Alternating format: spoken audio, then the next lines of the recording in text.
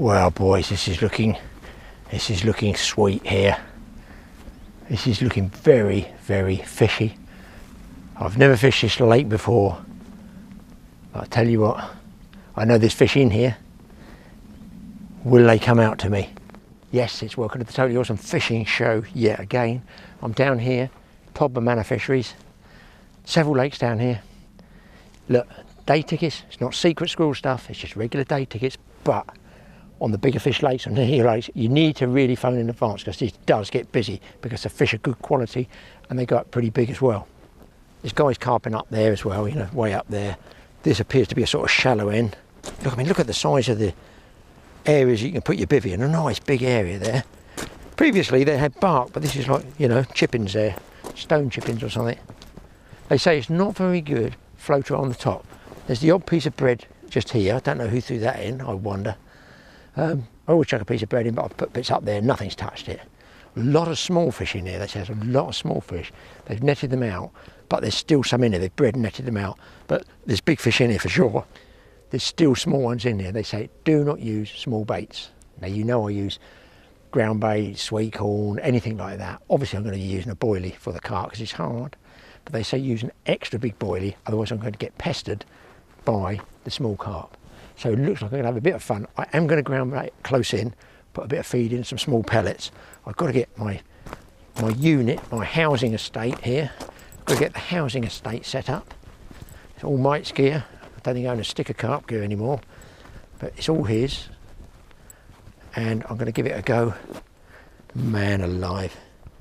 I mean, it looks like Pickford's removals have tipped a lorry out, doesn't it, you know? Somebody's house there. The thing about Todman is, listen.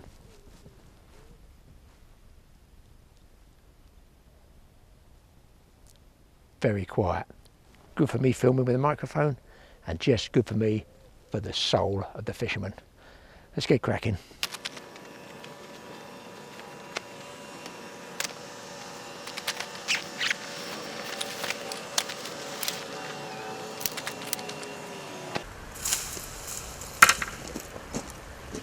Wow, man alive, it is so hot. I had to strip the t-shirt off. And what I'm doing, I chucked some bread out there. Bread drifting around, it's all over, it's just sort of swirling around. Only on this side. And a good big double came up there taking bread very intermittently. But tried targeting him with this one, with a piece of crust on the top. No, not interested. You can see there's bread out there. And they don't seem interested, which is what everybody told me, but you know what it's like, you just got to learn yourself. So I've got what they said don't do, pellets and ground bait. I'm going to make some balls because I don't, you know, they say cast up against those rushes tight to the margins, and yet somebody has said no, about rod length or two out. I don't want to bait up somewhere I can't reach. So I figure I squeeze these balls of ground bait very hard. They go down on the bottom, the small fish nibble away, the little particles break up, but they're the same size as the bags because I've got a couple of rods there, I've had a couple of tiny beeps with the ground bait squeezed around the boilie and around the ledge just to get some feed out there. So I guess that's small fish, but I'm not disappointed if small fish are scurrying around there nibbling away. They still won't nibble the big boilie, will they? Or a big bait if I put a big donkey choker drought pellet on or something like that, halibut pellet I think they call them. This one's got a piece of sausage down just right in the margins there over a bed of pellets. I'm not getting pounded, you know, just getting absolutely nothing there, so who knows. So let's get some of these out. Fingers crossed we can get fairly accurate. The other thing you can do is pull too hard and get a broken catapult. Now I really am stuffed. It has seen a bit of wear. Let's get that spare piece of rubber in the rubbish bin. I've pushed it back over the edge as best I can. Probably crooked. We're going to try it again, see if it'll break again. If it does, I'll be down to throwing. Watch your face, folks. I could almost throw it that far.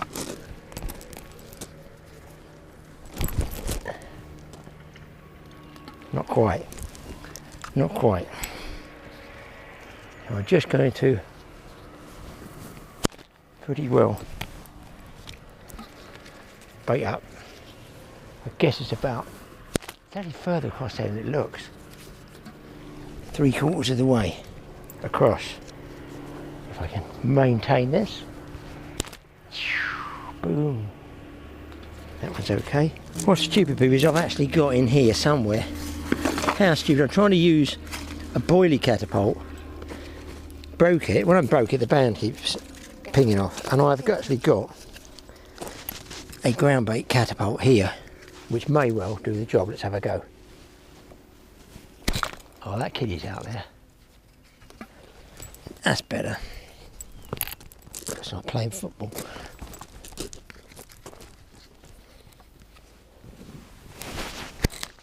That's a good one. That's a good one.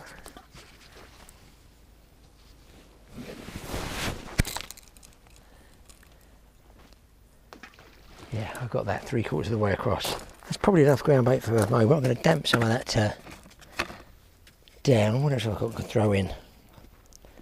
I had some weird sausage things there somewhere. I think these are dog food sausages, I'm not sure. They were really, really hard, like a dog chew, and I softened them up, look, with water. Now those might not go so well with this catapult.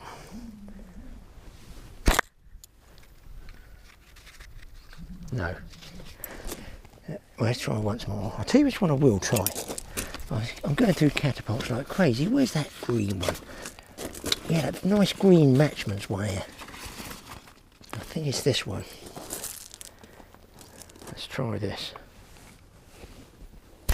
Oh my god, oh my god. That was going towards the farmer in the next field. How does it work? How can a tiny catapult like this ping it so far? That's weird. I'm going to have to do these one at a time. Am I going to retain any degree of accuracy? All this is stuff that Michael didn't want. Didn't want to feed his dog Jack, on. He said, oh, it's quite expensive, these things. These are actually partially cooked in the sun. Where the hell did that one go? And he came back. Well, I got that all cubed up like that. Keep a bit back spare, keep it in the shade. And I'm going to fire out. I have no idea how far this stuff will go. If not, I'll use it fishing close in. How far does that go? Yeah, it goes okay. It's alright, it's okay. Look, it's falling a little bit short, but I'm going to be fishing one rod short and one rod long. Precisely for that reason. Guys, I just had I was just about to move it, a slamming take. Let's get this bobbin off. Oh, he's gone through the other lines.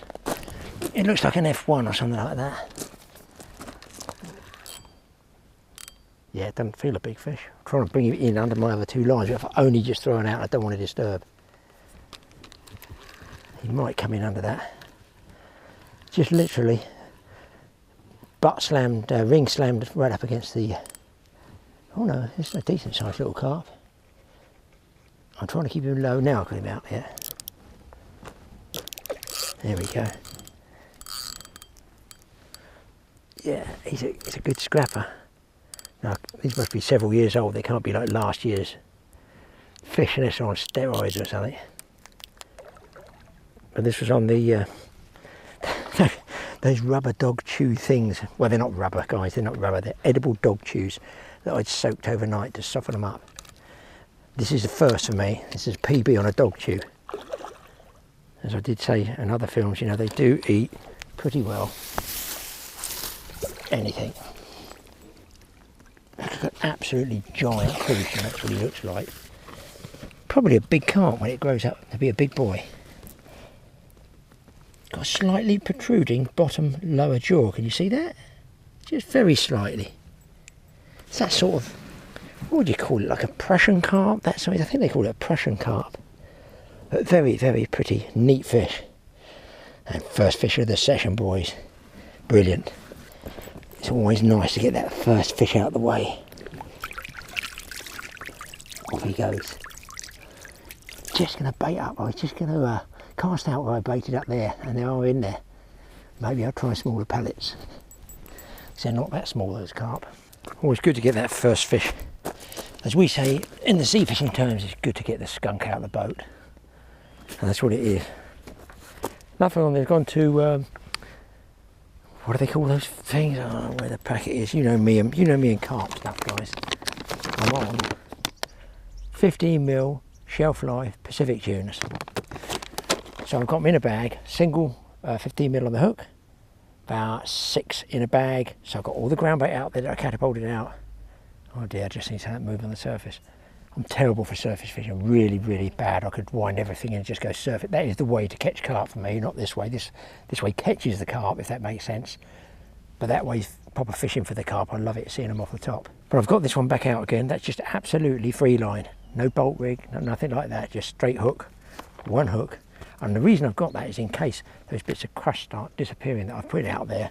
If they start going, trust me, that piece of dog chew, whatever it is, comes off, and I'll be using floating crust. But I've got something else in the bag here I want to show you, because I know a lot of you carp guys out there use weird wonderful baits and spicy sausage and stuff. Or somebody sent me some stuff. Let's have a look at it. I think this was for edible stuff. Primal Urge food, flavourful meat sticks and jerky in every Primal Urge packet.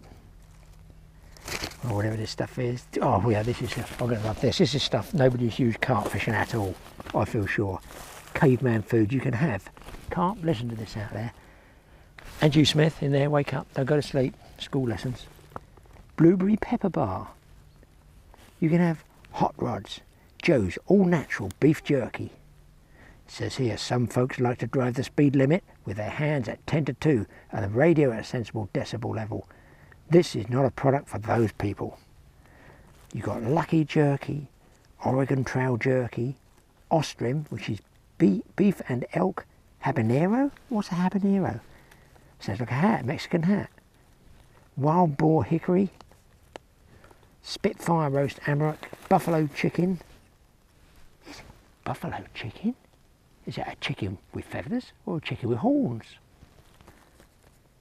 Daybreak and barbecue Western Smokehouse. So that's some real weird stuff here. Oh, this is all edible, by the way, guys. Like Oregon Trail Jerky's original, made of 100% beef, old-fashioned flavour with a splash of salt and pepper. MSG free. Monosodium glutamate, I guess. Nitrate and nitrite free. An American Pie Lucky Jerky. I don't want to really go into that Lucky Jerky business, guys, especially in a bivvy on my own. It's hard to find anything more American. It's hard to find anything more American than apple pie, which wouldn't exist without some cinnamon. A recreated flavour profile. Oh, I love flavour profiles. And a healthy, low-sodium beef stick. Sorry, well, it's that Lucky Jerky got me going. And that's these things. So these are all edible beef jerky things. But I fear these tubular ones, as I've just caught on that piece of sausage, dog meat, rubberized chew thing. I might try one of these down there, to be honest, and see. What do you think, guys? Hot rod? Joe's hot rod? I've got to stop this. Joe's hot rod is in... Joe's hot rod, number 2, he's in the inside there. He's in the bivvy having a beef jerky.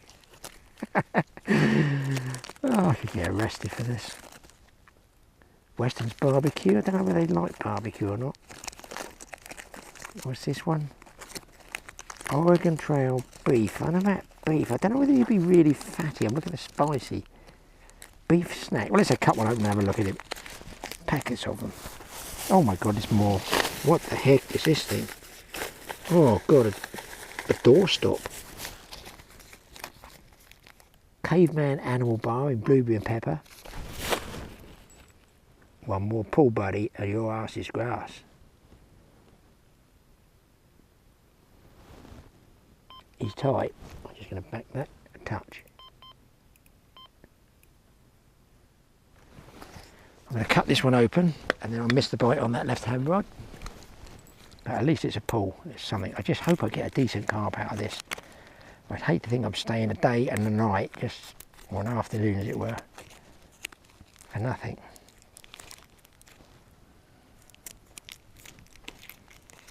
Joe's hot rod, the beef jerky. And there we go. I'm saying nothing. I'll tell you what, that doesn't smell halfway bad. Oh no, it's pretty nice. Pretty nice, but it's got to go in that swim right there. I'm going to give it a haircut. Oh my god, it's pretty hot in the mouth. Right, that's what I've got this time, boys. 4mm coarse pellets in the bottom, 4 or 5 15mm Pacific tunas, but an isolated boilie, which I'm going to call peaches and cream, on the top. I might change and put all the same boilie in, but sometimes just having an odd one out does make a difference. It's actually basically not enough for them to get preoccupied with, so I see no reason why I don't get this one. Give them something different. Sink the line. They tell me you can buy nylon lines that actually do sink quickly. Don't mind if it takes 8 or 10 seconds.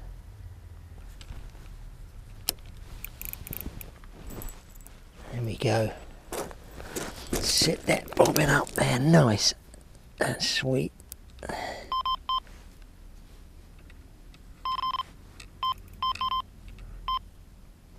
There we go.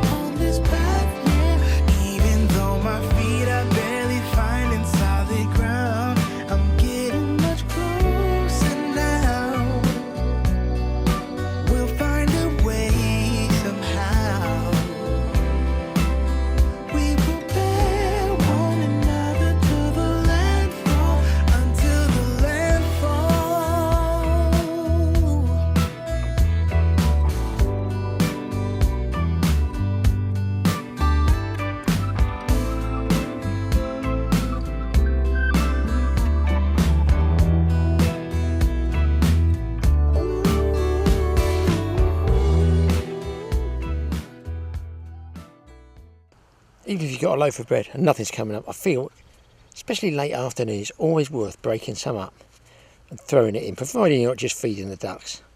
Throw it out there, it drifts where it drifts in the wind, and you never know. That last half an hour of dusk, when it drifts into the margins, you might actually hear that slurping as a carp takes it down. It's just worth doing.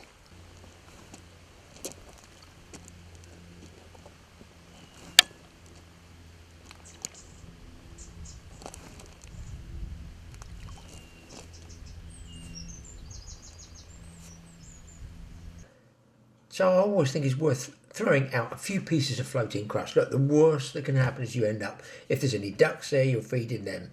But if there's not any ducks, then you can always locate fish that you might not otherwise have seen. You might not have seen them bubbling, you might not have seen them fizzing.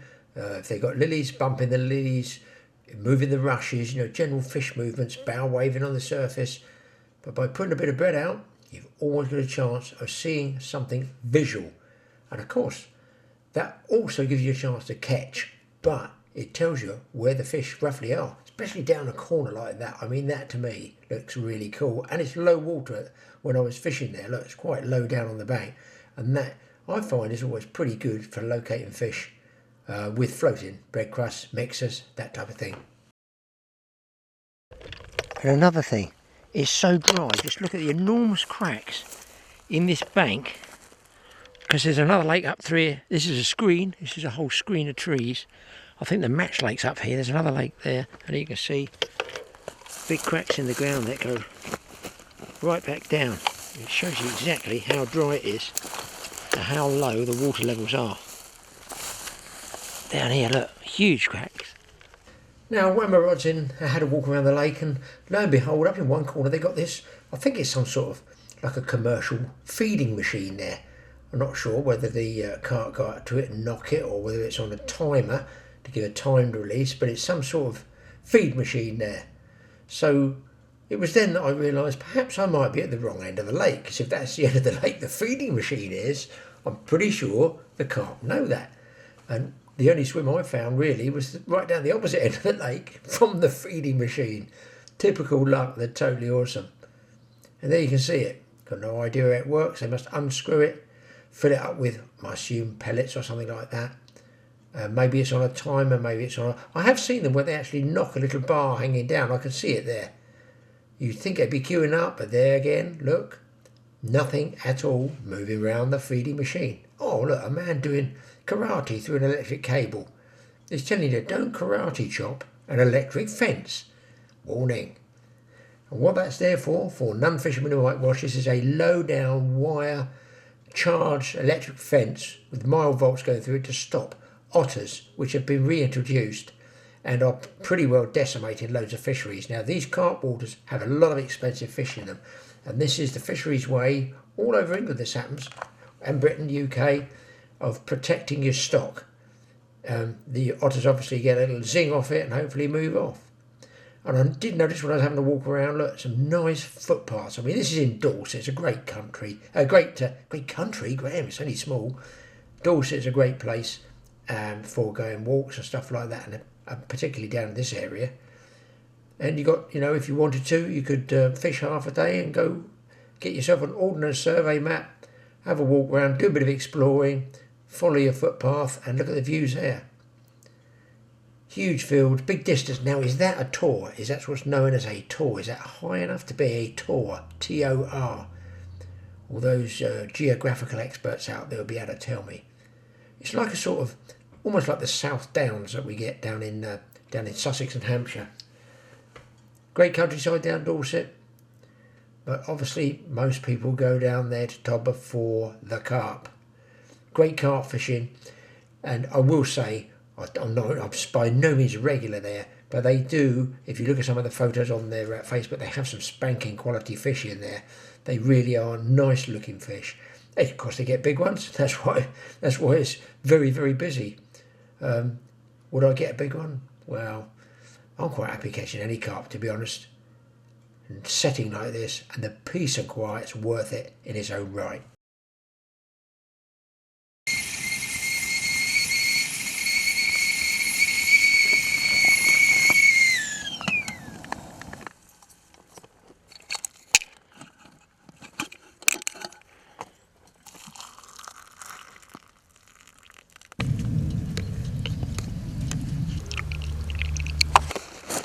Well,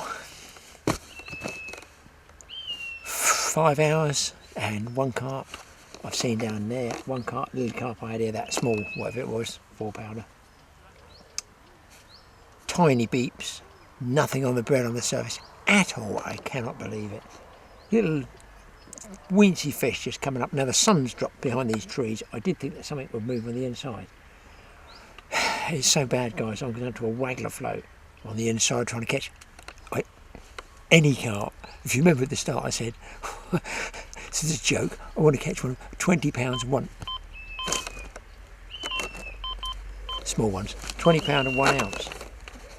Nothing. The gentleman up there, he gave me some water as well, which I appreciated, because it's been really hot. Superb day. I mean, look, it is an absolutely gobsmack of an afternoon. It's going to be a cold evening. I think it'll come in cold, but very, very, very nice, very nice. But I cannot believe the lake over there is really good for floater fishing, and this one's dead as a dodo. It really is strange. I'm even down to wearing, I thought, what is going wrong? I've got the lucky hat on. The wife gave me a packet of 4 lemon muffins, and there's nothing else I can do is to except have a cup of Rosie Lee and a lemon muffin. Everybody's baiting and recasting, ready for the evening, maybe. I'm going to pound it just before I go to probably bed, and I think I'm going to have to stay up a bit. Yeah, they're pretty good. They only need a bite now because it'll go straight in my face. You're watching buzzards soaring over those trees there. It's so quiet, you just hear the buzzards. You might even pick up on that, Mike. The buzzards whistle. And he must be half a mile away. It's so quiet. I'm in there close in on the Waggler float. Nothing. I mean, what can you do with this fishing game? It's a funny old game, isn't it?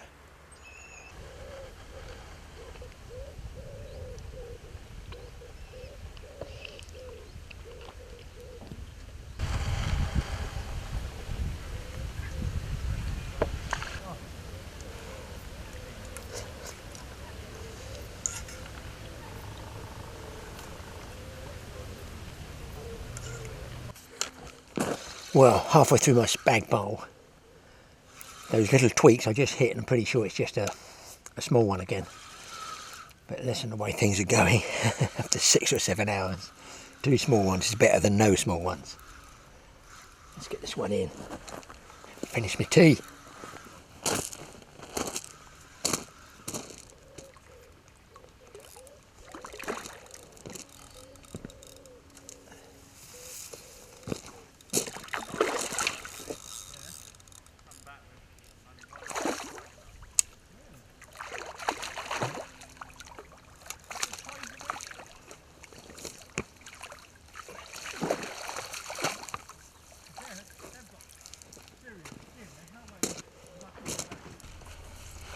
Well, it's another one of those small chunky ones.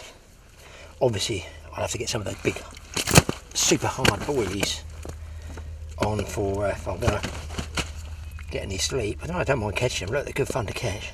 Now they're good fun to catch like this, you know. If they were a crucian carp on a 13-foot match rod, 2-pound line and a small stick float or waggler or something, wouldn't have me something. But it's not, it's on a carp rod. So I don't need these guys waking me up all night. I'm wondering if I fish a snowman rig or something like that, and what they do is they fish extra hard boilies. Let me get this fish back first. They got me sorted with these things, and the guy up the road said try these as well. He's just been up the shop to buy some. They are Pacific tuna, so they're the same as my boilies I'm putting out 15 mils. These are 18 mils, that's a little bit bigger. And they really are super hard. And they're actually called hard hook baits. The other problem I have, which I will show you in the morning, but I'm going to try and work out tonight, is how to get 18 mil and say a pop up onto a big tomato to make a big bait on a standard hair. Now, I wouldn't be great at tying hairs at the middle of the night, so they said use these things. I put my finger over them. They're called extender stops, and they extend the actual hair rig stop. I'll try and show you in the morning. So I should be trying those tonight in order to put, say, a double big bait out. So if something comes along and I do actually get off to sleep, well, I don't want to be woken up with the small ones all night, do I? I've got a feeling because the moon's out tonight. I'm not a great love of the moon when it's fishing. When it's clear like this, hopefully a cloud will come over. I've got the feeling, I've seen some big fish. I've had a couple of big fish. I just couldn't get the floating crust in front of their face. One was well over 20 pounds. It's annoying, so close, but they're not taking regularly. They're just taking very, very intermittent pieces of bread. So I'm going to try my 18 mil super hard concrete boilies together with the extender stops.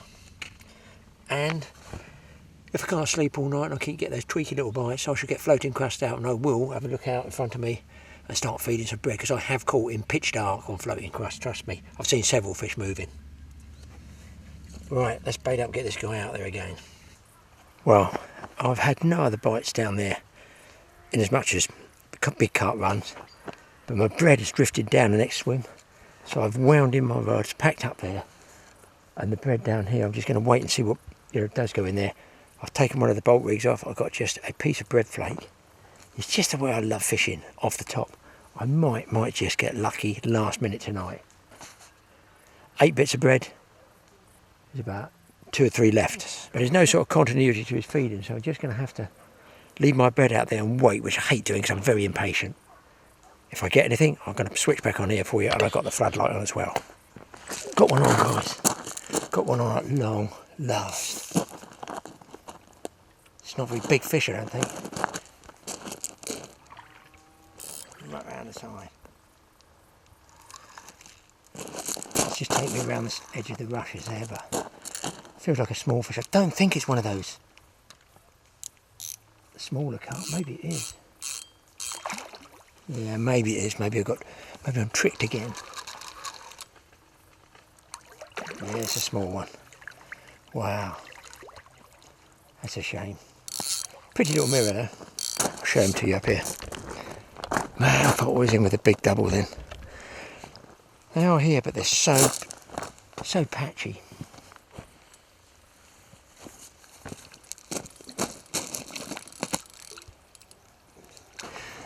This one is so fat, people. It looks like a World War II mine.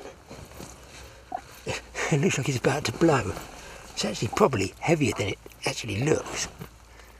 There we go. Is that one of those what they call simmos with a hump, big hump to it? I mean, that's off the top.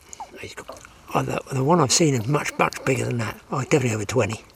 But listen, it's got me out of trouble. Good old floating crust, my favourite method. Pitch dark, so I've got the lights on. Will I get anything through the night? I'd like to think so.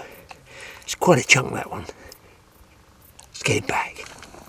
Well, guys, I've had a cup of tea. Get more of those lemon cakes. A couple of beeps. Only that one fish on floats around there. As dead as you want. There's not a breath of wind. And I can see up here is the pole star, the North Star. So north is this way. South is that way. East, west. And there's a nice screen of big trees here behind me. So any prevailing wind from the southwest is sheltered here. So it's absolutely a sheet of glass. But I've got no idea why there's not more activity splashing around on the top. Beeps or anything like that. So I think I'm going to put those extra hard boilies on, or maybe make a big snowman rig and see if I can't get a few Zeds and a bit of sleep. Maybe I fancy getting up early in the morning. No rain, hopefully. It's high pressure. And a little bit of bread I've got left. Just try and crust again. Because I mean, that fish I saw was mid-20s. It's the biggest one I've seen on floater for a long time. They're just not really switched on. But what I might do, if it's as dead as it seems to be, it's not. That's those small ones. That's what I'm going to get all night. If I stay on those small boilies, they said you will have that all night and here. Tug, 2 beeps, 3 beeps, finish. No pulls, no runs, no single tones, nothing. So I'm going to have to change in a minute to 10 o'clock. Big baits. What I could do tomorrow, if I get nothing again tonight, fish on into the morning, nothing in the morning, maybe early lunchtime, I'll pack all this up, clear it all away, and just take a floater rod and go on one of the match lakes. Because I remember I did okay there a few times. Now, they're not big carp, 5, 8 pounds, something like that. But that was maybe 2 years ago. There might be a 10 pounder in there now. So I think if I've got some bread left, I might have a go at that. And I'll tell you another thing, I want to try a pop-up on a float and see, if I can get one off the surface. I know they take bread, I know they take dog biscuits, but I don't think I've ever caught one in a pop-up on the top, on the surface. Anyway, I'm going to give it 10 or 15 minutes like this, and then I'm going to put those snowman rigs on, bigger baits, and just lay down in the bed and see if I can get a little bit of sleep. Look, I don't want sleep. I want to be woken up with a single tone screaming 20 pounder. I fear not. I don't like that moon up there. The only thing I will say, when that moon's going round, it's coming round sort of east and going round in an arc, is if it drops behind these trees, or indeed goes down, which will be, I guess, 1, 2 o'clock in the morning, will I get a take 1 or 2 in the morning? Will those carp switch on when it's pitch black? Because I've never done much good with a big moon out, I've got to be honest. What a night though. Superb.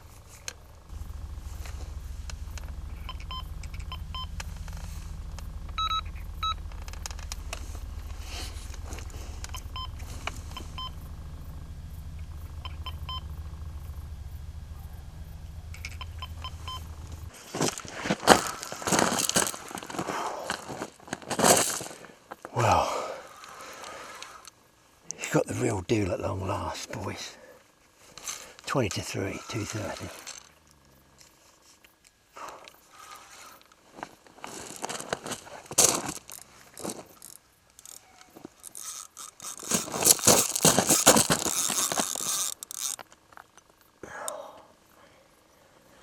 That's a single toner I've been waiting for hours and hours.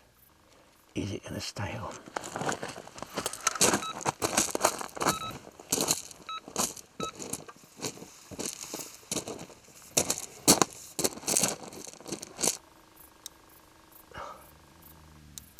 There's a guy snoring up there. He's 5 swims down. Unbelievable racket.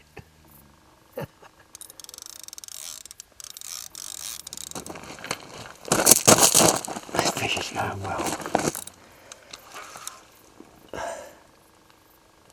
He's going well. I don't want to mess with the camera too much, guys. He's here. He's close.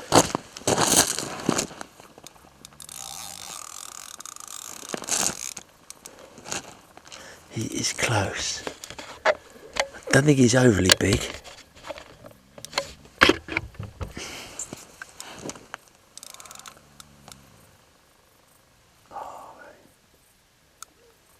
There is not a breath of wind. I cannot tell you how still it is.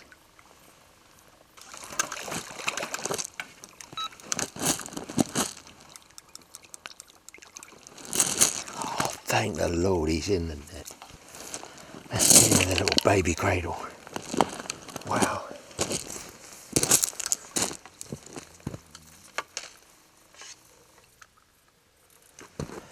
It is an absolutely magnificent looker.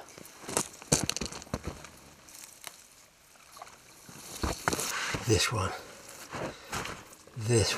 is a nice looking fish. The hook's out. Trying to get this untangled from his pectoral fin there. Around here, I think we got it out. There we're clear. Hook's in the net. Nice double. That one is a beauty.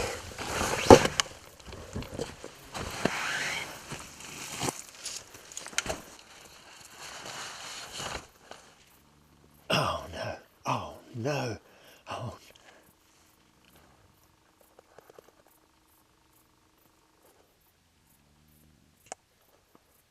Oh. That's sad, that, isn't it? That is so close to 20.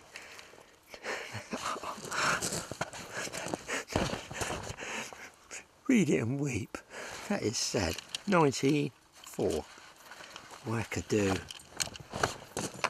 That might be. Let's get that down on bed for you. That might be as close as I get. But he is. £19, 4 ounces. Probably the prettiest one with scales I think I've ever caught. For this size anyway. And look across there. Oh my God. No wonder they said use some big baits. Snowman 18mm. I'm getting all carpy talk. All this is carpy talk.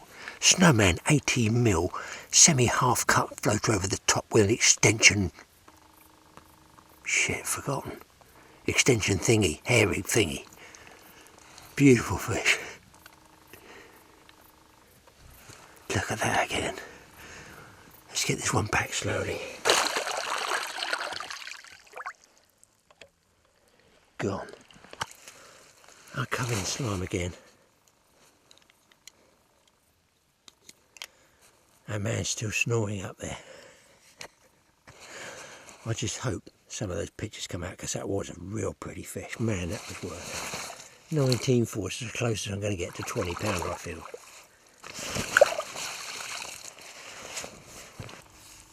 Well, a pretty uneventful night.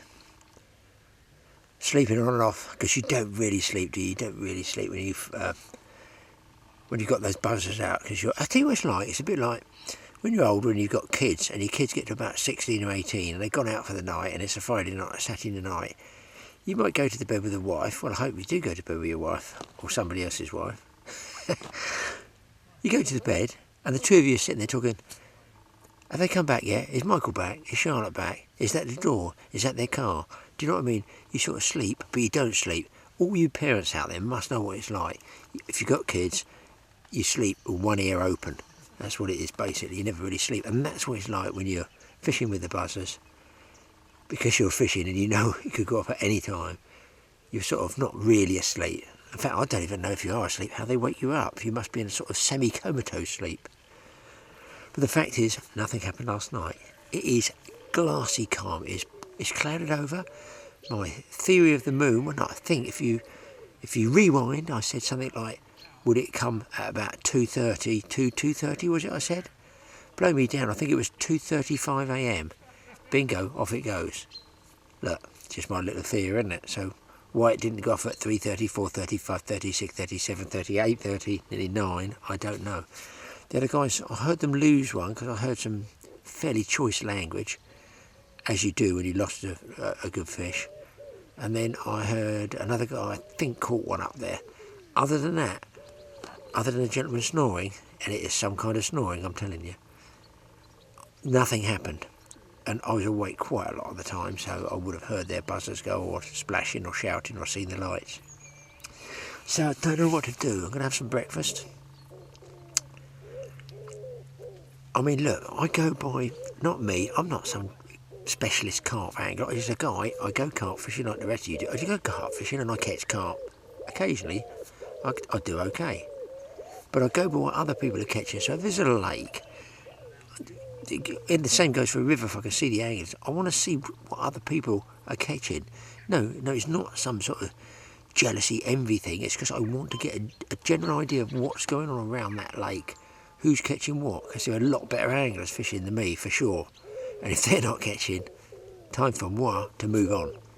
I'm fairly sure I'm going to break camp here, maybe 10:30, and go on a match lake up there and see if I can't winkle a couple of fish out off the top. Perfect. Light ripple on the top of the lake here. Where I am, it's absolutely flat calm, no other movement. So I feel that's what we're going to do. First, breakfast.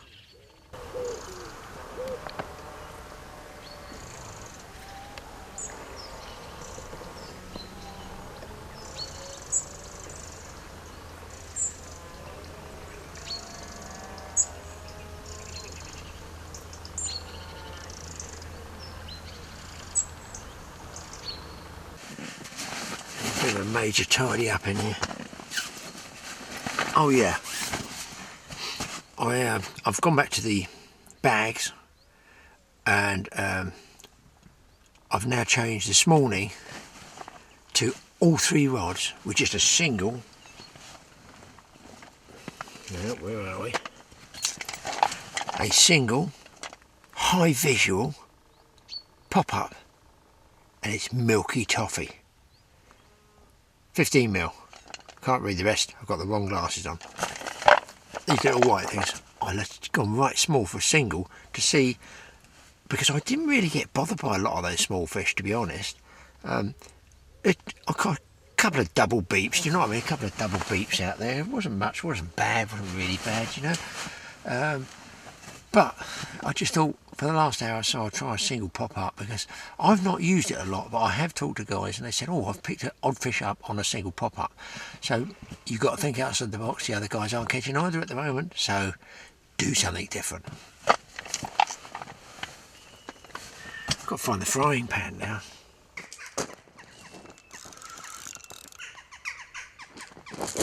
Well, people, this is bizarre. I was just winding the rods to pack up. Halfway, and I wound into a snag, and I pulled on the snag. I was actually pointing the rod at the snag, walking backwards, thinking I was going to break out. It's actually moving. It's got to be some sort of fish that must be foul hooked, I don't know. It's covering a huge amount of ground.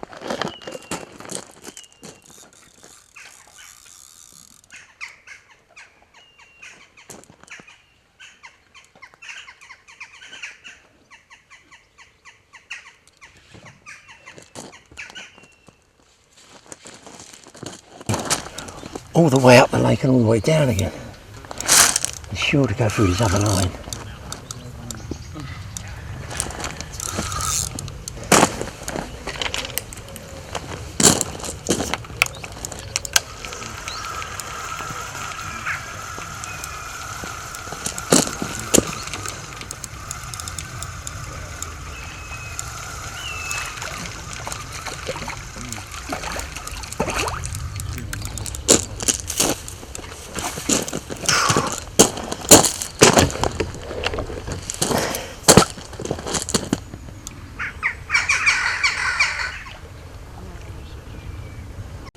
the chances are be pretty good he's going to come off. So I've had a lot of pressure on him to start with, because I was basically pointing the rod at him and walking backwards. So I just, hopefully he doesn't go into a snag, because that will do me. He goes into the rushes. He's gone just dead again. There he is, I can see him. That is weird. Let's see if I can get a shot on the top there for you.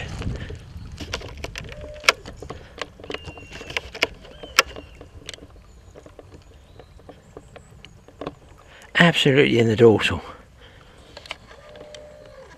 But we might get lucky. Just ease him in slowly.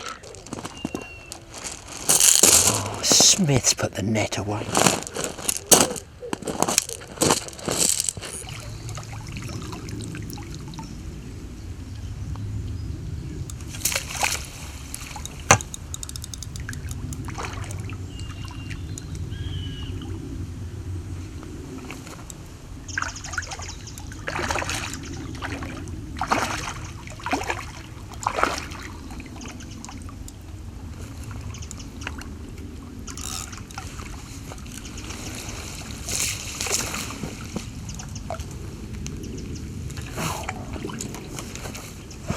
That was lucky, guys, got it in the net. How lucky is that? Just winding in to pack up. I thought it was in a tree or a piece of board or something like that. It's a big lump, boys, it's a big unit. I think he's in the high teens. What do you people say? Let's give him a quick weigh. I think he's the other side of 15 pounds. There he is, people. That's just ridiculous. 17 pounds 4. And a lovely looking fish too. There you go, staying up. I think I was due a bit of luck, wasn't I? So staying up all night for one run. Big unit, big chunk. Let's get this guy back before I'm out of battery, and I'm still packing up. Get to that other lake. That's made the trip. Well, I don't think we could get any luckier than that last fish. 17.4 fish, 17 whatever it was. Too tired now to remember. I'm going to go up to the other lake. But a little pointer we did talk about just now with the other guys, because they're very, very accurate casting. And the carp are absolutely like this to the rushes on the other side. And one of the guys says what you can do is get a lead and some special clip link or something, cast into, this is not just here, check with each fishery obviously for different rules, but if you want to get tight to a bag, cast into the bush, the rushes or whatever like that, walk round with your bait, your bag, put your hook link on with your bag, and you can throw it in the water. But of course that's okay for daytime. But during the night you can work out exactly by casting that lead, just throw it into the margin, say that far out, go back round the lake, tighten up, put a marker like elasticated thread on your line, and that way you know exactly what your distance is. Because generally they put 2 sticks down like this, wind it round and round and round. You might have seen it, I'm sure there's a YouTube video up somewhere how they pre-measure where they're casting like that. But I thought that was an excellent idea, especially on smaller waters, you know, where there might be some obstructions, and it's better to do that, I feel, than send a hook up the tree and then you have to pull for a break. So just the lead only, I never thought of that, just the lead only, walk round, clip your rig on, put your little bait bag on there, drop it whichever distance you want from the margins. Bob's your uncle, Charlie's your aunt. I'm off to this other lake.